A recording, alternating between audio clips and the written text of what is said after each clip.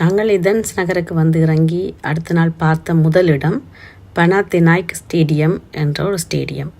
இதை சரியாக நான் உச்சரிக்கிறேனோ தெரியவில்லை. இந்த ஸ்டேடியம் தான் முதல் ஒலிம்பிக் விளையாட்டுக்காக அமைக்கப்பட்ட ஸ்டேடியம். கிறிஸ்துக்கு பின் 4ஆம் நூற்றாண்டில் அமைக்கப்பட்ட இந்த ஸ்டேடியத்தை 1896ஆம் ஆண்டு இதை புனரமைத்து இங்கு ஒலிம்பிக் விளையாட்டு முதலாக நடந்ததாக கூறப்படுகிறது. சரியான விவரங்கள் நிறைய அறிய இருக்குது. அறிந்தால் நான் உங்களுக்கு மறுபடியும் இந்த ஸ்டேடியத்தை பற்றி சொல்கிறேன். இதன்ஸ் நகரத்தில் பார்க்க வேண்டிய முக்கிய இடங்களில் இந்த ஸ்டேடியமும் உண்டு. விசிட் பண்ண போகிறோம் இந்த ஸ்டேடியம் விசிட் பண்ணுறதுக்கு டிக்கெட் எடுத்தாச்சு. எங்கள் 6 பேருக்கும் 40 யூரோ. ஓகே, பரவாயில்லை. ஏன்னா ஒரு பழையமையான ஒரு இடத்தை பார்க்குறதுக்காக வந்திருக்கிறோம், அதான் முக்கியம். அத்தி மரம் இருக்குது இங்கே. இதில் ஒலிவ் மரங்கள் இருக்குது, ஒலிவ் காயெல்லாம் காய்ச்சிருக்குது. இன்றைக்கு வெதர் எங்களுக்கு நல்லா இருக்குது, அதான் ப்ளஸ். நேற்று வரைக்கும் சரியான வெக்க, இன்றைக்கு வெதர் ஓகேயா இருக்குது. டிக்கெட் புக் பண்ணி தந்தவ சொல்கிறா இன்றைக்கி வெதர் நல்லா இருக்குன்னு சொல்லி. வெளியில் நின்று பார்க்க இந்த ஸ்டேடியம் பெருசாக தெரியல. வெளியில் நின்று பார்க்க இந்த ஸ்டேடியம் அவ்வளவு பெருசாக தெரியல. உள்ளுக்கு வந்தால் பெரிய ஒரு பரப்பு, ஒரு ஊர். இந்த ஸ்டேடியம் தான் முதல் கட்டப்பட்ட ஸ்டேடியம்னு சொல்லப்படுறது கிரேக்க நாட்டில். உள்ளுக்கு ஒரு பெரிய நாடு, ஒரு பெரிய இது ஒலிம்பிக்காக கட்டப்பட்டது. ஒலிம்பிக் இதுவும் இருக்குது. ஒரு என்ன சொல்றேன்னு தெரியல. இங்கே நீங்கள் அந்த படியை பார்த்தா உங்களுக்கு தெரியும். இங்கே பாருங்க, இவ்வளோ உயரம். அப்பப்பப்பா பிரச்சனை இருங்க பார்ப்போம். உயரத்தை இந்த நேர படியால் இருங்க, சீட்டாளலாம். அவ்வளோ சீட். இதில் நான் நினைக்கிறேன் ஒரு 1,00,000 மக்கள் இருந்து பார்க்கலாம். 1,00,000 மக்கள் இதில் இருந்து பார்க்கலாம்னு நினைக்கிறேன் பார்வைக்கு. பெரிய உயரமான ஒரு ஸ்டேடியம். முதல் கட்டப்பட்ட கிரேக்கில் கட்டப்பட்ட ஒலிம்பிக்குக்காக கட்டப்பட்ட ஸ்டேடியம். இதுக்கு என்ட்ரன்ஸ் அடல்ட்ஸுக்கு 10 யூரோ, ஸ்டூடெண்ட்ஸ் சில்ட்ரன் அண்டர் 6 வந்து 5 யூரோஸ். எங்களுக்கு 40 யூரோஸ் முடிஞ்சுது ஸ்டூடெண்ட்ஸ்ன்றதால பிள்ளைகள். இங்கே பாருங்க இந்த படி, இந்த உயரத்தை இதில் பார்த்தா தெரியும் உங்களுக்கு எவ்வளோ உயரம். First visit in Greece. இங்கே கிரீக் லாங்குவேஜ் கதைக்கினம். நாங்கள் படிக்கும்போது 6 மொழிகளில், பழமை வாய்ந்த மொழிகளில் சமஸ்கிருதமும் லத்தீன் மொழியும் கிரேக்க மொழியும் அழிஞ்சுதுன்னு சொல்லி பேசினாங்க. அது பேசப்படுது அப்படி. ஆனால் கிரேக்க மொழி இன்னும் பேசப்படுது இந்த நாட்டில். ஆன்சியன் கிரேக்கில் தான் நாம் படிக்கணுமாம் ஸ்கூலில். இதில் ஒரு மலை ஒன்று இருக்குது, ஹில்ஸ் ஒன்று இருக்குது. இந்த ஹில்லில் வந்து ஒரு ரெஸ்டாரண்ட் இருக்குதா சொல்லப்படுது. அதை நாங்கள் விசிட் பண்ணலாமா, போய் பார்க்க வசதி என்றால் போய் பார்க்குறோம். கிரேக்க கொடி பழமை வாய்ந்த, உலகத்தில் பழமையை பேசியது, பழையதில் பழமையை பேசின ஒரு கொடி இதில் கம்பீரமாக வீட்டி கொண்டிருக்குது. ஃப்ளைட்டில் வந்து இறங்கினோடனே இந்த மண்ணில் எனக்கு ஒரு உணர்வு வந்து என்னன்னு சொன்னால், ஏதோ ஒரு அதிசயமான பூமிக்கு வந்த மாதிரி எனக்கு ஏதோ ஒரு உணர்வு, ஏதோ ஒரு புதுமையான. வேறு நாடுகளுக்கு போகும்போது எனக்கு அப்படி ஒரு உணர்வு வந்ததில்லை. இந்த நாட்டை பார்க்கணுமென்று கனகாலமாக நான் ஆசைப்பட்டு கொண்டிருந்தது தான். வந்து பாருங்க, செலவில்லை. நீங்கள் பெரிய செலவில்லை போல இருக்குது உணவுகள் எல்லாம். நாங்கள் இன்றைக்கு தான் வந்திருக்கிறோம். நான் ஒவ்வொரு நாளும் இந்த நிலைமையை சொல்கிறேன் உங்களுக்கு. இந்த ஸ்டேடியம் கட்டாயம் வந்து பாருங்க, 10 யூரோ தான். ஆனால் வெளியில் நின்று பார்த்துட்டு தான் போகிறதுக்கு நாங்கள் பிளான் பண்ணாங்களே, பேஸ் 10 யூரோண்டு. ஆனால் இல்லை, உள்ளுக்கு வந்தால் அதில் வித்தியாசம் தெரியுது. 1,00,000 பேர் இருந்து பார்க்கக்கூடிய ஒரு அருமையான ஸ்டேடியம். நான் மேலே போயிட்டு வீடியோ எடுக்கிறேன். இது முதலாவது ஸ்டெப் வியூ. நான் முதலாவது ஒரு 5 படி ஏறி இருக்கிறேன். 5 படி ஏறினதில் வந்த வியூ தான் இது. நான் நினைக்கிறேன் இதை சுற்றி வர்றதுக்கு ஒரு நாள் போடாது போல இருக்குன்னு நினைக்கிறேன். எங்களுடைய அங்கே கடைசி தொங்கலில் ஏறிட்டுட்டோம். நானும் ஏற போகிறேன். என்னால் முடியுமோ தெரியாது. அந்த அளவுக்கு ஏறுற ஸ்போர்ட் டீம் இல்லாத ஆள் நான். ஸ்போர்ட்ஸுகளுக்கு சோம்பேறி. 2-3 ஸ்டெப்ஸ் ஏறினது. கிரேக்க கொடி கம்பீரமாக நிற்குது. மலைகளில் வீடுகள் இருக்குது. இந்த காலநிலைக்கு தான் நான் நன்றி சொல்லணும். நேற்று சரியான நெருப்பு வெயில். நாங்கள் எங்களை தெரிஞ்ச ஒரு ஆக்கள் இங்கே இருக்கணும். அவன் சொல்லிச்சோன்னா நாளைக்கு வெளியில் போகாதீங்கோ, 6 மணிக்கு பிறகு வெளியில் போங்கோண்டு. நாங்கள் சொன்னால் இந்தியாவுக்குலாம் நாங்கள் சுற்றிட்டு வந்து நாங்கள் வெயில்னா எங்களுக்கு பிடிக்கும். இல்லைன்னா இங்கே கடையில் வந்து ஏசி தானே போட்டிருக்கணும். அப்போ அப்படி ஒரு பாதிப்பை தரப்போகிறது இல்லை. போய் பார்க்கலாம்னு வந்ததால நல்லதாக போயிட்டுது. இன்றைக்கி நல்ல கிளைமேட், அருமையான கிளைமேட். வெயில்ன்றது இல்லை, கொஞ்சம் மப்பாக இருக்குது, நல்லா இருக்குது. நல்ல 2 நிமிஷம் இருக்க போகிறேன். இவ்வளோ படி ஏறினோடனே நான் களைப்பாக இருக்குது. வாவ், ஒரு பழமையான நாட்டு. ஏன்னா தமிழ்நாட்டுக்கு போனால் ஒரு மகிழ்வை தாரது என்னமோ தெரியா. இலங்கையை விட இலங்கையில் போரோட வாழ்ந்ததால் எனக்கு இலங்கையை அவ்வளோ பிடிக்கிற இல்லையோ எனக்கு தெரியல. தாய்மண்ணாக இருந்தாலும் எனக்கு தமிழ்நாடும் தாய்மண் தான். அப்போ தமிழ்நாட்டுக்கு போய் கால் பதிக்கும் போது ஒரு மகிழ்வு வரும். அந்த மகிழ்வை இந்த ஏர்போர்ட்டில் வந்து இறங்கும்போது நான் உணர்ந்தேன். என்ன காரணம்னு எனக்கு தெரியல. உலகத்தில் பழமை வாய்ந்த நகரம், பழமைக்கு பேர் போன நகரம், ஏனோ இன்றைக்கு எக்கனாமிக்காக வீழ்ந்து போயிருக்குது. மனக்கவலையான விடயம். இல்லை என்று சொன்னால் இது எக்கனாமிக்காக வீழாமல் இருந்திருந்தால் இந்த ஸ்டேடியத்துக்குள்ளே நுழைகிறதுக்கு இவ்வளவு குறைந்த கட்டணம் கொடுத்து நுழைஞ்சிருக்க முடியாதுன்னு நான் நினைக்கிறேன். ஆனால் இப்போ மெல்ல மெல்ல டூரிஸ்ட் இந்த நாட்டுக்கு வர வழிக்கிட்டு இருக்கணும். அதையும் நான் பார்த்தேன். ஃப்ரான்ஸ் நியூஸில் கூட இப்போ 3-4 ஆண்டுகளுக்கு முதல் கிரீஸில் நிறைய ஐலாண்டு இருக்குது, நிறைய தீவுகள் இருக்குது, போய் சுற்றி பாருங்கோ. சரியான மலிவண்டெல்லாம் அந்த நியூஸ் சேனலில் கூட சொன்னவன். அந்தளவுக்கு கொஞ்சம் இந்த நாடை தூக்கி வர்றதுக்கு இருக்கணும்.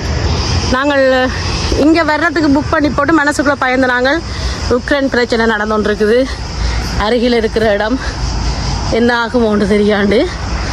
ஆனால் கிட்ட போனால் பயம் தெரியாது. ஈழத்துலேயும் அப்படித்தான்.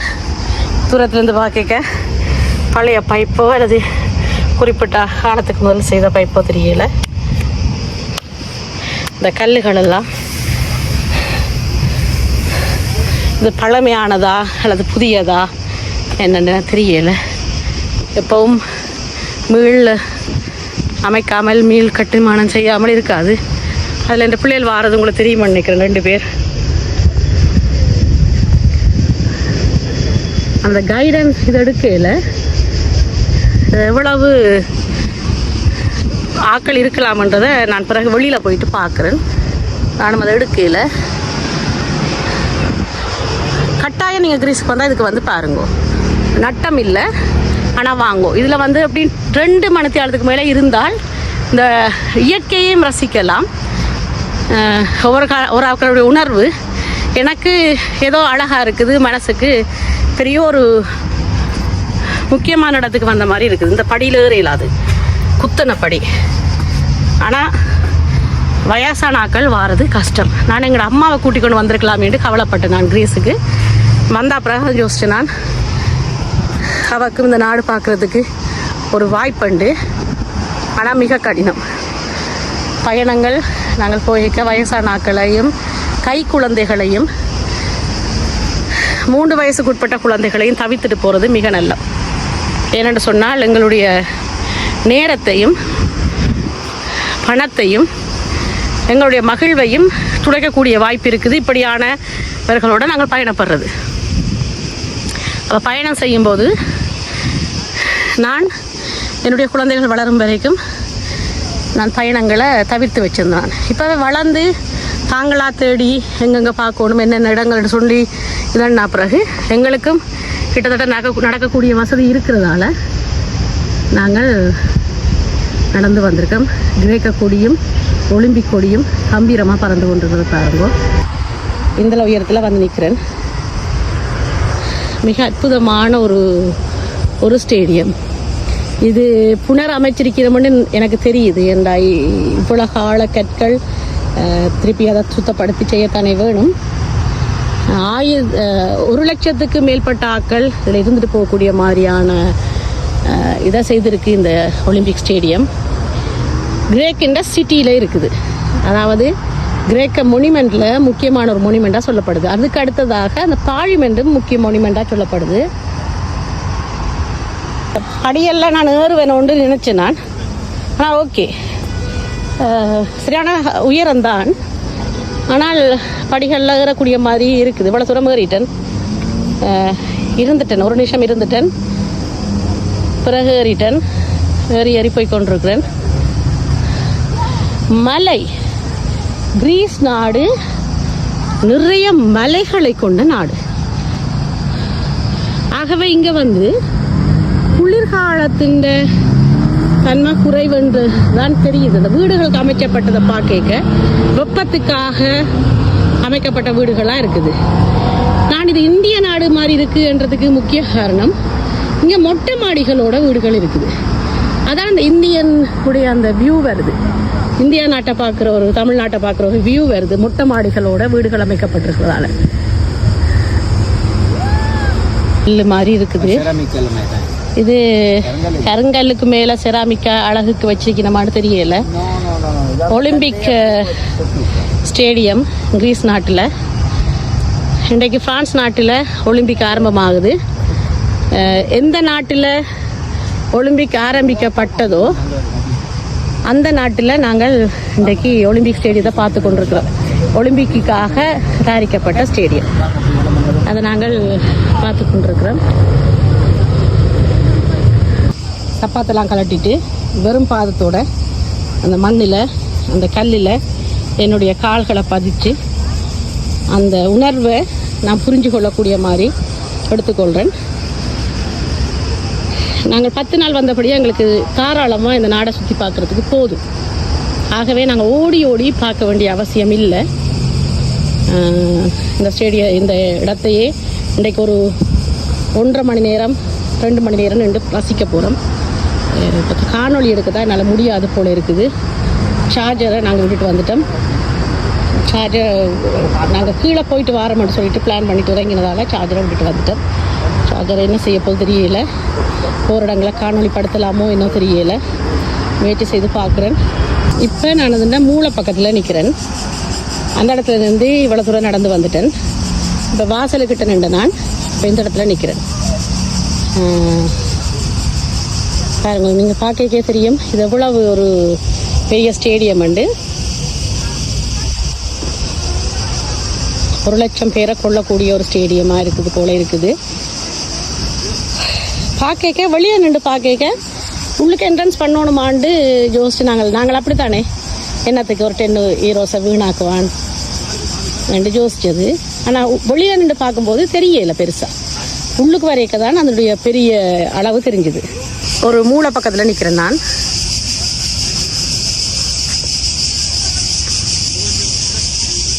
மூளை பக்கத்தில் இருந்து பார்க்குற மாதிரி நான் இந்த படங்களில் பார்த்த மாதிரி இருக்குது.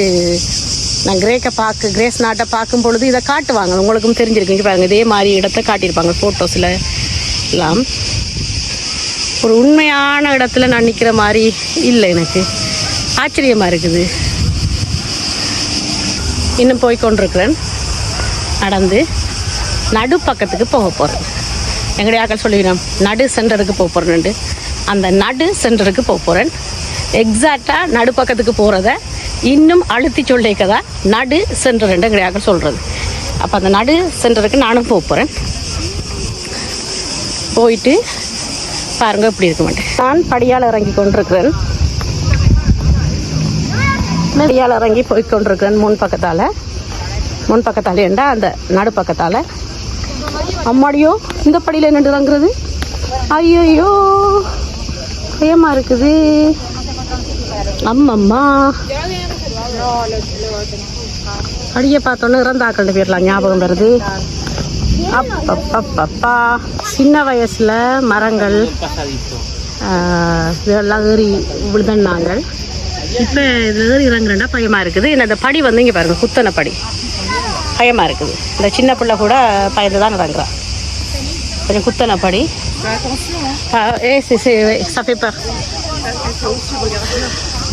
இப்போ இந்த பக்கம் நான் போகல, ஏனண்டா ஒரே மாதிரி இடம்தான்.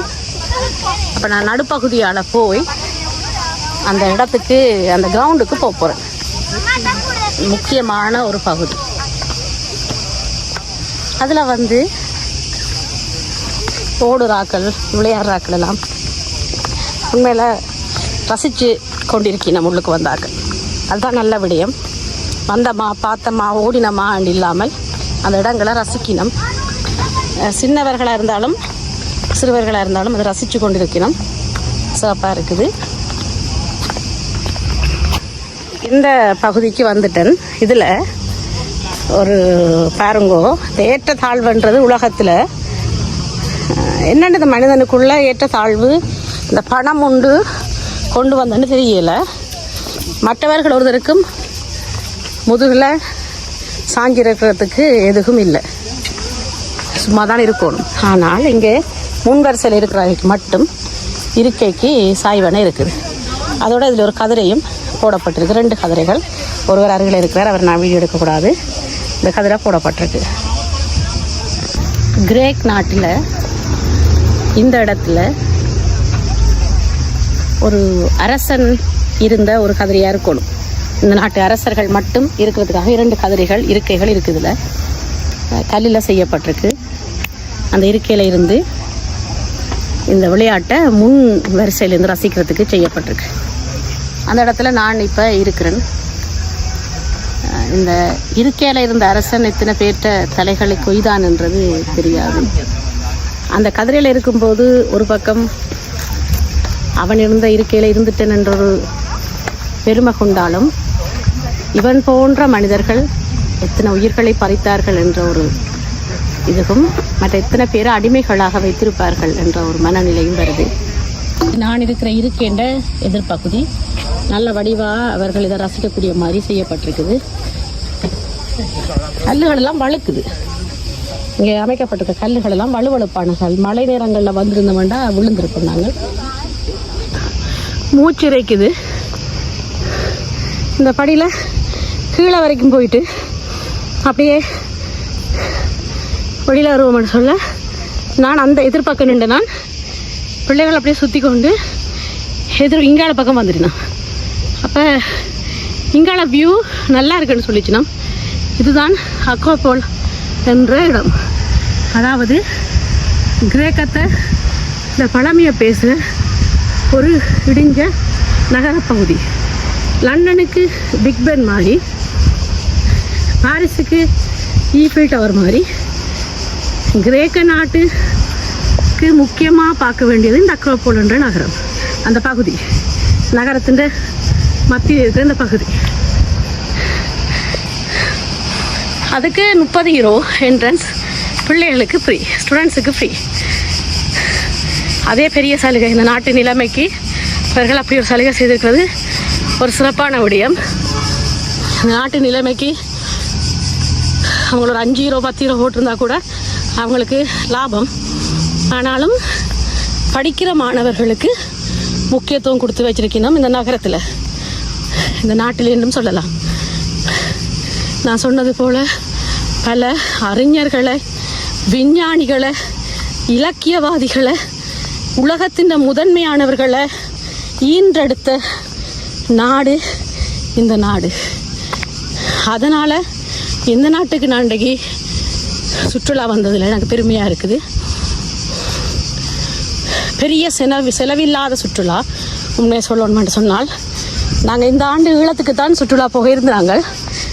எங்களுடைய நாட்டை பார்த்து கிட்டத்தட்ட 12 ஆண்டுகள் ஆயிட்டுது.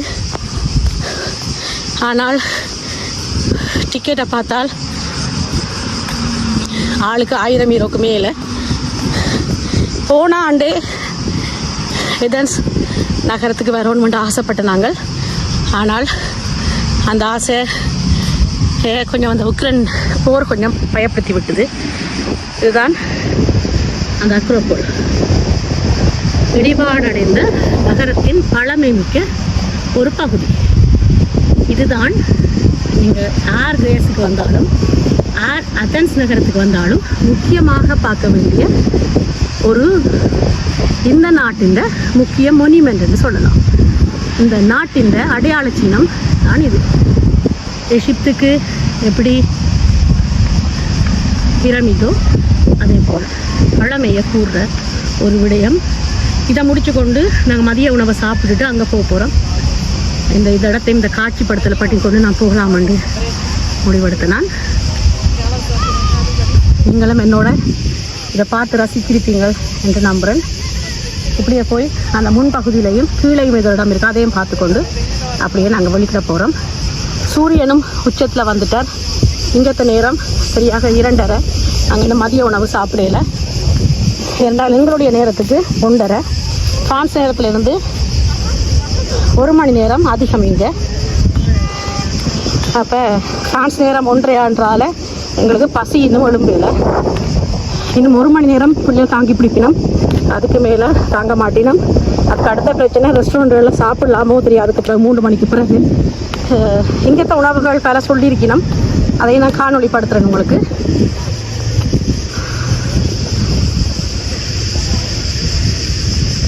ஒலிம்பிக் என்ற சின்னம் கம்பீரமிக்க சின்னம். ஒலிம்பிக் என்ற ஒரு விளையாட்டு கிரேக்க நாட்டில் உருவாக்கப்பட்டு பல நாடுகளால் அது ஏற்றுக்கொள்ளப்பட்டு இன்று வரை ஒவ்வொரு 4 ஆண்டுகளாக அது நிகழ்த்தப்பட்டு இன்றைய நாள் பாரிஸ் நகரை அந்த ஒலிம்பிக் விளையாட்டு அணைச்சி கொண்டிருக்குது. பாரிஸ் நகரில் வாழ்கிற நாங்கள் அந்த ஒலிம்பிக் விளையாட்டு நடக்கிற, அதாவது ஒலிம்பிக் விளையாட்டு உருவாக்கப்பட்ட அந்த மண்ணில் அந்த நிலத்தில் ஒலிம்பிக் விளையாட்டு முதல் நிகழ்த்தப்பட்ட அந்த விளையாட்டு திடலில் நிற்கிறோம். அது எங்களுக்கு பெருமை. நீங்களும் வந்து ரசித்து பாருங்கோ. கோடையை கொஞ்சம் தவிர்த்து வாங்கோ. ஜூலை ஆகஸ்ட்டை விட்டுட்டு ஏப்ரல் மே ஓகேயா இருக்குமென்னு நினைக்கிறேன். ஆனால் ஒரு கவனமாக இருக்கணும், மழை காலத்தில் இந்த நான் இப்படி சுற்றி பார்த்த மாதிரி பார்க்க முடியாது. ஏன்னா கல்லுகளெல்லாம் வழுக்குது. அங்கே பாருங்கள், படியெல்லாம் கொஞ்சம் ஆபத்தாக தான் செய்திருக்காங்க. வயசானாக்கெல்லாம் வந்து பார்க்கல. அதான் நான் சொன்ன மாதிரி குழந்தைகளையோ வயதானவர்களையோ இந்த நகரத்துக்கு அழைச்சி வராதுங்கோ. நீங்கள் நகரத்தை சுற்றி பார்க்குறதுக்கு அது தடையாக இருக்கும். அவர்களை கூட்டிக் கொண்டு வந்து கீழே இருக்க விட்டுட்டு இந்த வெயிலுக்குள்ளே நீங்கள் ஆறுதலாக இதை சுற்றியும் பார்க்க முடியாது. காரணம், அவர்கள் வெயிலுக்குள்ளே நிற்கணும் என்ற ஒரு மனக்கவலையில் வேகமாக நாங்கள் போயிடுவோம். ஒரு நாட்டின் அழகை ரசிக்கிறதுக்கு வேணுமென்று சொன்னால் நாங்கள் வயதானவர்களை குழந்தைகளை கூட்டிக்கொண்டு போகலாம். ஒரு நாட்டின் பாரம்பரியத்தை பழமையை அதை புரிஞ்சு கொண்டு உணர்ந்து கொண்டு அதை ரசித்து பார்க்கணுமென்று சொன்னால் ஒரு வயசுக்கு பிறகு தான் அதுக்கு வரணும்.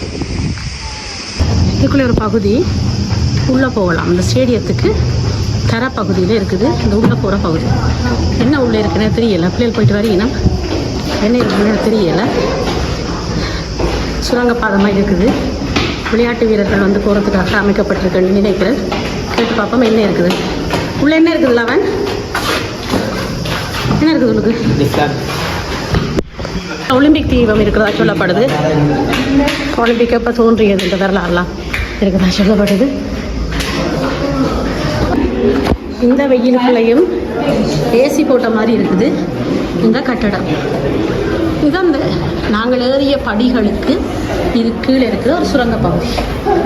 அந்த பகுதிக்குள்ளே போய் கொண்டிருப்பேன். ஒலிம்பிக் வரலாற்று செய்திகளை இதில் கூறியிருக்காங்களாம். நான் நினைக்கிறேன் ஆரம்ப காலத்தில் இது வீரர்கள், விளையாட்டு வீரர்கள் வந்து தங்கி போகிறதா செய்திருக்கலாம். ஃப்ரான்ஸ் நடக்கிற ஒலிம்பிக்கை போட்டு காட்டி கொண்டிருக்கிறாங்களா, அதில் உலகத்தில் நடந்த ஒலிம்பிக் காட்டினமா தெரியல. இது இந்த நாகரிகத்தை அத்தனை கிரேக்க நாட்டின் வரலாற்று செய்திகளை சொல்லுது. த ட்ரெஷரி ஆஃப் த அட்டனியஸ், இதுக்கு தான் நாங்கள் போக போகிறோம். அட்டன்ஸ் இந்த முக்கியமான கருவூலம் என்று அது அழைக்கப்படுது. அந்த பகுதிக்கு போக போகிறோம். அதுக்கு முதல் இந்த இடத்தை நான் பார்த்துட்டு இந்த காணொலியை இதோட முடிக்க போகிறேன். பிறகு உள்பகுதியால் மேலே ஏறத்துக்கு தெரிக்கணும். The role model. The idea behind our grand modern festival of sports fields on an industrial role model.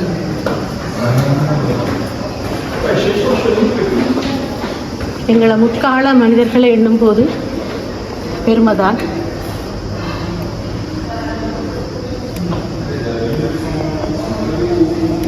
எழுதின கடிதத்தை பியர் தி கோபெர்டன். பியர் தி கோபெர்டன் பிரான்ஸ் நாட்டை சார்ந்தவராக இருக்கணும்னு நினைக்கிறேன். நான் அங்கேயும் இந்த பேர் கேள்விப்பட்டிருக்கேன். பியர் தி கோபெர்டன் கிரேக்க மொழியிலையும் ஆங்கில மொழியிலையும் போட்டிருக்கிறேன். கிரேக்க எழுத்துக்கள் மொழி தெரியும் என்னவா இருக்குமெண்டு. கூடுதலாக மேத்தமெட்டிக்ஸ் நம்பர்ஸை தான் இருக்கும் கிரேக்க எழுத்துக்கள். சிட்னியில் 2000 ஆண்டு மறுபடியும் ஒலிம்பிக் விளையாடப்பட்டிருக்கு. 1988 Jeux de la Olympique. French மொழியில் இதில் போட்டிருக்கு. Games of the 2014 Olympic.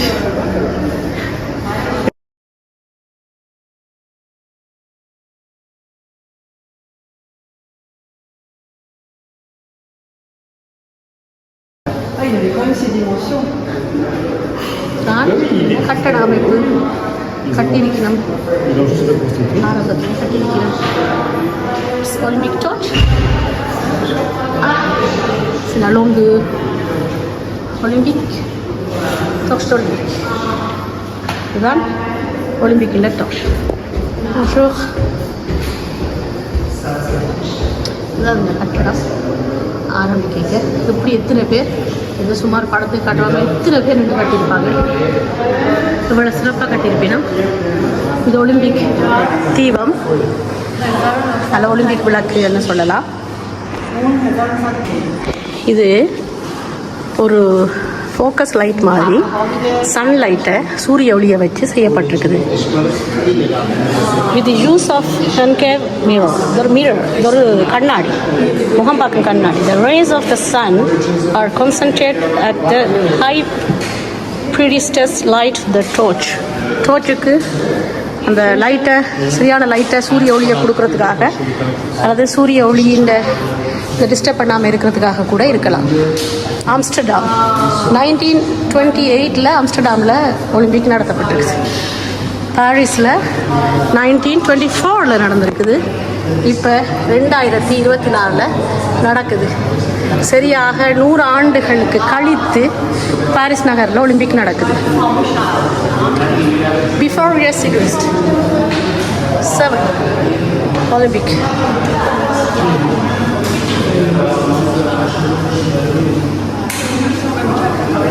டோக்கியோவில் 2021 நடந்திருக்குது ஒலிம்பிக். இந்த ஒலிம்பிக் ஸ்டாக்ஹோல்ம் 1912 நடந்திருக்குது.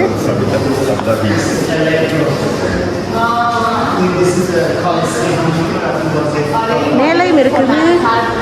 மேலே விசிட் பண்ணலாமா எனக்கு தெரியல, இல்லைன்னு தான் நினைக்கிறேன். இதுவே தாராளம். கொடுத்த காசுக்கு நல்ல ஆழமாக பார்த்தாச்சு. உங்களுக்கு காணொளி படுத்துறதாலேயே நான் இன்னும் ஆழமாக நான் தான் பார்த்துட்டேன். இதில் கொஞ்ச நேரம் நிற்கலாம். பேசி போட்டிருக்குது. இந்த வெக்கைக்கு நல்லா இருக்கு. Guinness World Records. Ex-Libya. The largest record for a basketball match in 80,000 for the. மறுபடியும் நான் வந்த பகுதிக்கு வெளியேற போகிறேன்.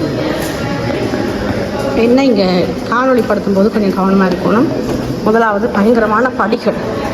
இப்போ காணொலியை நான் பார்த்து கொண்டு வந்தேன்னா படிகளில் விழுகிறதுக்கு வாய்ப்பு இருக்குது. இரண்டாவது மக்களை நாங்கள் காணொலிப்படுத்தக்கூடாது. இதில் உங்களுக்கான ஞாபகார்த்த சின்னங்களை பெற்றுக்கொள்ளலாம். நான் வெளியேற பகுதி. மறுபடியும் கொஞ்சம் ஏற்றத்தால் வந்து நான் மறுபடியும் இறங்கி போகிறேன். அப்படியே போய் வெளியேற போகிறேன். இந்த மலையை குடைஞ்சுதான் இதை கட்டியிருக்கணும்னு நான் நினைக்கிறேன். இது ஒரு மலையாக இருக்கணும். ஏண்டா கிரீஸ் நாடு மலையை சார்ந்த நாடாக இருக்குது. அப்போ மலையை குடைஞ்சுதான் இந்த கட்டடத்தை கட்டியிருக்கணும்னு நினைக்கிறேன்.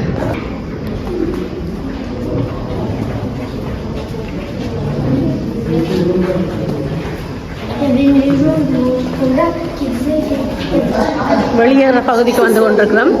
இதுதான் வெளியேற பகுதி.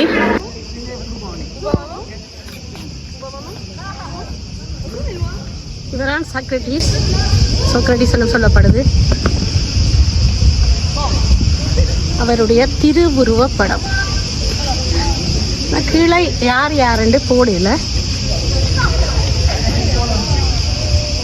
இது ஒரிசியா எழுதின ஓமதான் இருக்கலாம்.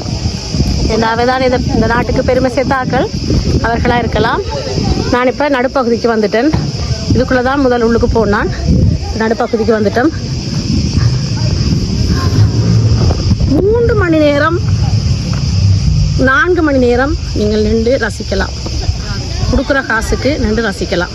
கொஞ்சம் பின்னேரம் பார்க்க வந்தீங்கன்னா இன்னும் நல்லா இருக்கும். வெயில் குறைவாக இருக்கும். எங்களை விட கடைசி வண்டு காலம் போட்டு நடந்துட்டு போகுது. ஏதென்ஸ் நகரில் ஒரு தமிழ் பொடியன், வீரமிக்க ஒரு தமிழ் பொடியன், வீரமான ஒரு விளையாட்டு திடலில் நடந்து கொண்டு வரான். வெயில் மெல்ல மெல்ல ஏறுது. நான் நினைக்கிறேன் இப்போ குறுகிய காலத்தில் பிரான்ஸ் நாட்டிலையும் வெயில் வந்து 3 மணிக்கு பிறகுதான் வெயில் வருது, அதிகரிக்குது. அதே போல் நான் நினைக்கிறேன் இனி ஒரு 8 மணி வரைக்கும் வெயில் அதிகமாக இருக்கும்னு நினைக்கிறேன். ரெண்டாலும் ஒரு இடத்தை ஆழமாக சுற்றி பார்க்க இந்த காலநிலை விட்டு தந்த அந்த வெயிலுக்கு நன்றி. முக்கியமாக என்னுடைய தொப்பிக்கு நன்றி. இந்த தொப்பி தான் என்னை காப்பாற்றின அந்த வெயிலுக்கு இருந்து. உண்மையிலேயே ஏதென்ஸ் நகரில் இந்த சென்டருக்குள்ளே நிற்கிறேன் நான். தொப்பிக்கு நன்றி, என்னுடைய சன் கிளாஸுக்கு நன்றி, இவ்வளோ நேரம் எங்களுக்கு விட்டு தந்த அந்த சூரியனுக்கு நன்றி, இந்த நகர அழகாக கட்டி அமைச்ச அந்த கட்டட கலைஞர்களுக்கு நன்றி, இதை கட்டுறதுக்கு உதவிய அடிமைகளை வைத்து கட்டிய அரசனுக்கு நன்றி, ஏதென்ஸ் நகருக்கு டிக்கெட் போட்டு தந்த என்னுடைய ஏஜென்சிக்கு நன்றி, இந்த இடத்த அழகாக சுற்றி பார்க்க உதவிய என்னுடைய குழந்தைகளுக்கு நன்றி. காரணம் இந்த வயசில் இதை இப்படி ஆழமாக சுற்றி பார்க்க விட மாட்டினோம். கிட்டத்தட்ட எங்களுடைய நேரத்துக்கு 12:30 வந்து நாங்கள் இப்போ 2 மணி. இவ்வளவு நேரமாக இந்த இடத்த வெறும் படிக்கட்டுகள், அவர்களை சொல்லணும்னா இது வெறும் படிக்கட்டுகள். ஏண்டா அந்த வயசு குழந்தை பருவம். ஆனாலும் டென்ஷன் ஆகலை, கோவப்படையில், தாங்களும் அதை ரசித்து தாங்களும் தங்களுக்கு ஏற்ற மாதிரி அதை காணொளிப்படுத்தி இதை ரசித்து கொண்டு இருந்துச்சுன்னா, எந்தெந்த இடத்துல இருந்து காணொளிப்படுத்தினா இந்த நகரம் அழகாக இருக்குன்றதையும் எனக்கு சொல்லிக் கொடுத்து இருந்துச்சுன்னா அவர்களுக்கு நன்றி. இதை பார்த்து கொண்டிருக்கிற உங்களுக்கு நன்றி.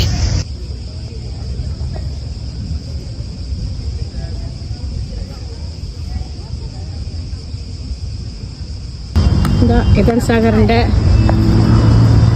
வாயிலுக்கு வந்துட்டோம். மன்னிக்கணும், இந்த ஸ்டேடியம்ட வாயிலுக்கு வந்துட்டோம். இனி இந்த நடுப்பகுதியால் போகலாம். எனக்கு இந்த வாசலால் போகலாது. ஏன்னா செக்யூரிட்டிக்காக அதை பாதையை அடைச்சி வச்சிருக்கணும் போல இருக்குது. ஃப்ரீ இல்லை தானே என்ட்ரன்ஸ். அதுக்காக இந்த காணொலியோட இந்த ஸ்டேடியம் இந்த காணொலியை முடிச்சுக்கொள்கிறேன். உங்களுக்கு இந்த காணொலி பிடிச்சிருந்தால் உங்களுடைய வாக்குகளை எனக்கு அழியுங்கோ, உங்களுடைய உள்ளீடுகளை எனக்கு விடுங்கோ. இதில் நான் இன்னும் என்ன விடயங்களை காட்டியிருக்க வேணும், எந்த விடயங்களுக்கு முக்கியத்துவம் கொடுத்துருக்கணும், இதை பற்றி அதிகம் பேசியிருக்கணும், இல்லை இதை பற்றி அதிகம் பேசியிருக்க தேவையில்லை, அப்படியான விடயங்கள் ஏதாவது இருந்தாலும் நீங்கள் மறக்காமல் சொல்லலாம். என்றால் அது எனக்கு அடுத்த காணொளி செய்கிறதுக்கு உதவும். இது லைட்டுகள் வச்சுருக்காங்க, ஃபோக்கஸ் லைட்டு. இங்கே கேம் நடக்க அந்த லைட்டை வச்சு ஏதாவது செய்கிறதுக்காக இருக்கலாம். ஒளி செய்திகள் நான் சொன்ன அந்த மலைப்பகுதி அதுதான். இதோட நாங்கள் வெளியேறோம். அந்த ஸ்டேடியமை விட்டு வெளியேறிட்டோம். கிரேக்க கொடிகளின் கம்பீரத்தையும் ஒலிம்பிக் கொடியின் கம்பீரத்தையும் அந்த ஸ்டேடியத்தையும் அழகா ஆழமாக ரசித்த ஒரு திருப்தியோட ஒரு நிம்மதியோட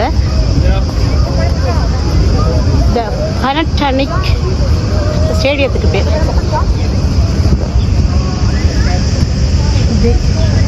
பனட்டானிக் ஸ்டேடியம் இன் நம்பர்ஸ்.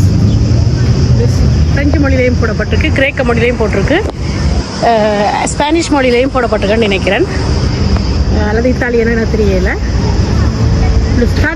பனட்டானிக் மோஷிப் என்று சொல்லப்பட்டிருக்கு. அதனுடைய அளவு, நீளம், உயரம், மாபிள்லாம் செய்யப்பட்டிருக்கு. 29,400 மெட்கரை செய்யப்பட்டிருக்குது. சதுர அடி 29,400 சதுர அடி செய்யப்பட்டிருக்கு. 85,100 தொன் எடையை கொண்டிருக்குது. இதனுடைய நீளம் 191 மீட்டரும் அகலம் 34 மீட்டரும் நடுவில் இருக்கிற இடம் மட்டும் 400 மீட்டர் அல்ல முழுமையாக 400 மீட்டரும் சொல்லப்பட்டிருக்கு. இப்படியாக இதனுடைய அளவை எல்லையை குறிச்சிட்ருக்கிறோம். அழகான ஸ்டேடியம். தயவு செய்து வந்து பாருங்கோ. அது வரைக்கும் உங்களிடமிருந்து விடைபெறுவது உங்கள் பிரியாளவன். நன்றி, வணக்கம்.